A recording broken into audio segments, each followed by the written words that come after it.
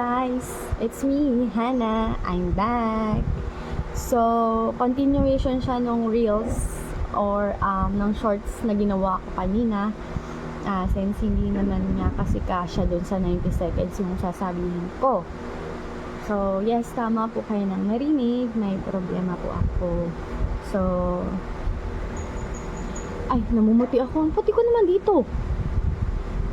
Wala naman siyang filter ng retouch. Anyway, ang puti ko siya. So, yun nga, may problema ako, guys. So, nung Monday, may nakausap kasi ako. May napansin niya kasi pinapanood nga niya yung vlogs ko.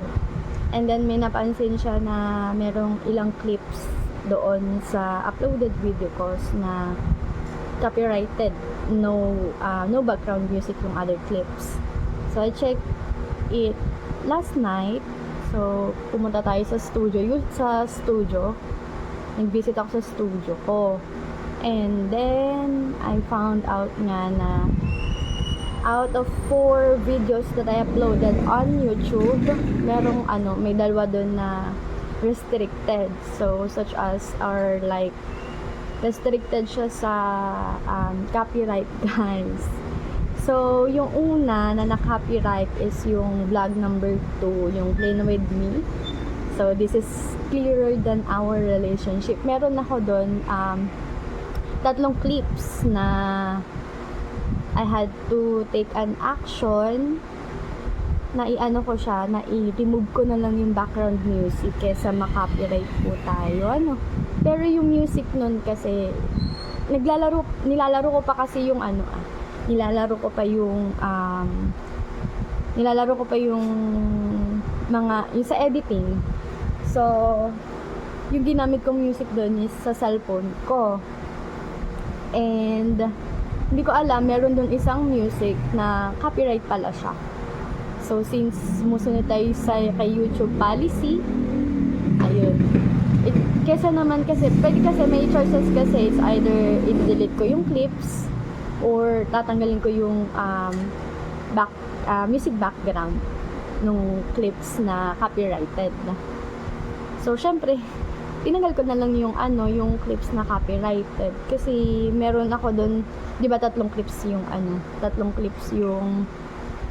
na copyright doon sa isang video, doon sa vlog 2. Yung pangatlo kasing na copyright na clip ay yun yung pinakang main yun yung pinakang main ganap doon sa video. Kaya I decided na i-remove na lang yung music background para hindi copyrighted. So, since, ayun, na-resolve naman po sa take an action ko naman po yung vlog number 2. And then, yung sumunod na nagkaroon ng restriction is yung latest ko na in-upload, yung vlog number 4. So, as far as I remember, may 2 clips doon na ni-remove ko yung clip. So, doon kasi guys, yung ginamit ko doon ng music video, may pinagkukunan na po kasi ako ng tawag dito? No copyright, hindi siya copyright na music. So, isa lang yung ginamit ko doon, yung sa vlog 4, as you can see. You can check my uploaded video. Makikita nyo naman doon na isa lang yung ginamit ko ng music doon sa vlog number 4.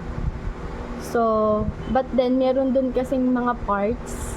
So, there are 2 clips na restricted na copyright po. So, tinanggal ko na lamang yung music background para hindi ma-copyright and para makasunod tayo sa YouTube policy. But then, kasi guys, nahihiwagaan ako. Kasi diba, isang music lang siya. So, isa lang yung pinagkunan ko. And then, yun kasi pinagkukunan ko non-copyright. Pero yung other lines doon sa music na yun, hindi siya copyright. But then, yung 2 clips, nag-copyright siya. So, medyo na-stress naman ako doon kagabi. Baka naman, meron kayong alam na legit na no copyright background music. Or baka meron kayong isa-suggest. Ang puti ko talaga dito. Baka naman sa ilaw. Ayan. So, ayun.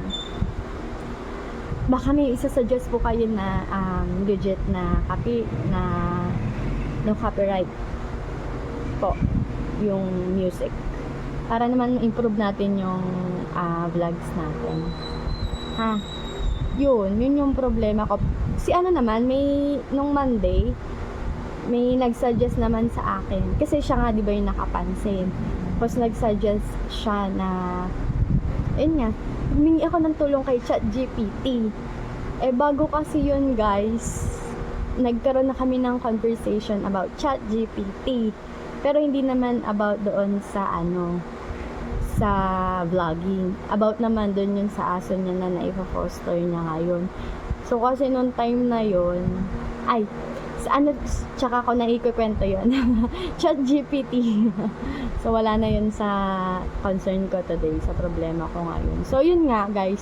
Kung meron po kayong alam na magkukunan ng legit na hindi copyrighted na music, baka naman pwedeng i-share nyo, comment down below, or message me on Facebook Messenger or Instagram. No? Para lang mag-improve yung vlogs natin. Since nagsisimula pa lang din naman po ako. Ha? Salamat sa pakikinig. Yun lang. Gawa tayo ng ChatGPT na video, ha? Hi guys! Pahabol.